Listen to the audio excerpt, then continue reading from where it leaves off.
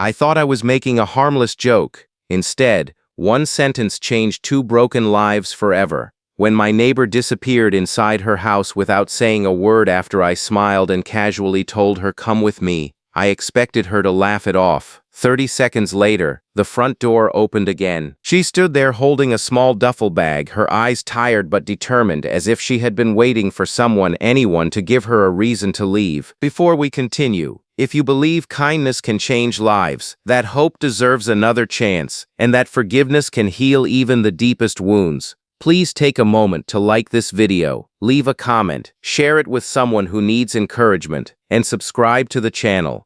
Your support helps stories of compassion reach more hearts. My name is Nathan, and I lived in a quiet neighborhood outside Asheville, North Carolina. It was the kind of place where everyone waved from their driveways but rarely knew what happened behind closed doors.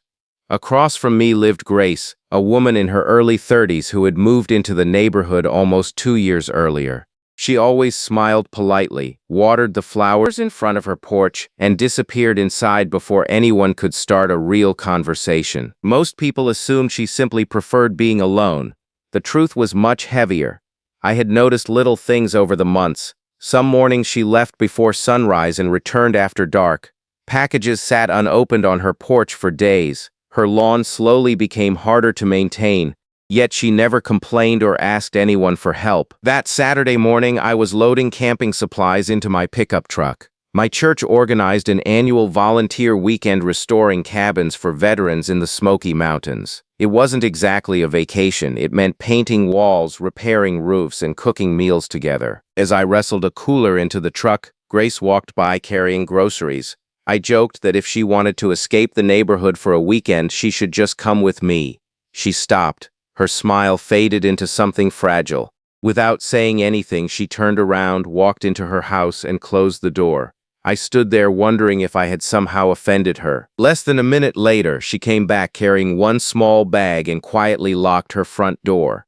She looked at me with eyes that had clearly forgotten what hope felt like. She said she was ready. I didn't know what to say. The drive into the mountains felt strangely quiet. Eventually, Grace began talking. She explained that after losing both her parents within a single year, medical bills had swallowed everything they owned. She had worked 2 jobs just to keep the house they left behind, but loneliness had become heavier than exhaustion. Every day felt exactly the same. Every night was filled with silence. When I jokingly invited her to come, she realized no one had sincerely invited her anywhere in almost 3 years. That realization broke my heart. The volunteer camp welcomed her without hesitation. Pastor Samuel simply handed her a paintbrush, introduced her to everyone, and treated her like family. No one asked uncomfortable questions. No one judged her worn-out expression. They simply made room.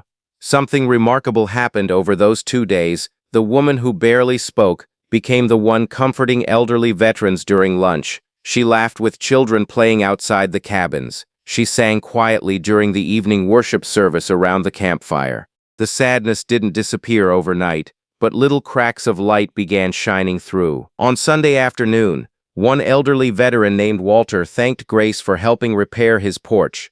He admitted he had almost given up believing strangers still cared. Grace cried, not because of his words alone, but because she realized she had spent so long believing she had nothing left to offer the world. Helping someone else reminded her that broken people can still become blessings. When we returned home, our neighborhood looked exactly the same, but we weren't. Grace began opening her curtains every morning. She planted new flowers beside the sidewalk. Soon neighbors stopped by with homemade pies, gardening tools, and simple conversations. It turned out people had wanted to know her all along. They simply hadn't known how to reach her. Months later, she accepted a position coordinating community outreach at our church. Every weekend, she organized meal deliveries for elderly residents and collected school supplies for struggling families across western North Carolina. Watching her transform reminded me that healing rarely arrives through dramatic miracles.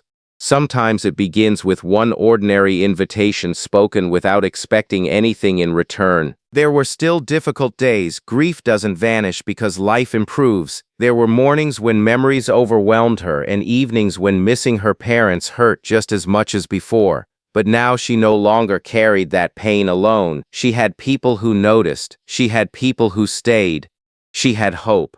Before I share the final part of this story, I'd love to hear from you. Please leave a comment telling us about a moment when someone offered you unexpected kindness, or when you became that person for someone else. Your story may encourage another viewer who desperately needs hope today. A year after that weekend, our church gathered again for another volunteer trip. This time I wasn't the one inviting people. Grace walked across the parking lot carrying a clipboard filled with volunteer names. She smiled at a nervous young woman standing by herself and gently asked if she wanted to come along. The young woman hesitated only for a second before smiling back. In that quiet moment, I realized kindness has a beautiful way of multiplying. One invitation had become another. One act of compassion had become a chain of second chances stretching far beyond anything I could have imagined from a simple joke. If this story touched your heart, please consider liking the video, sharing it with someone who may need encouragement today, and subscribing for more stories about hope, faith, forgiveness, and the extraordinary power of ordinary kindness. Sometimes the smallest invitation becomes the beginning of someone's brand new life.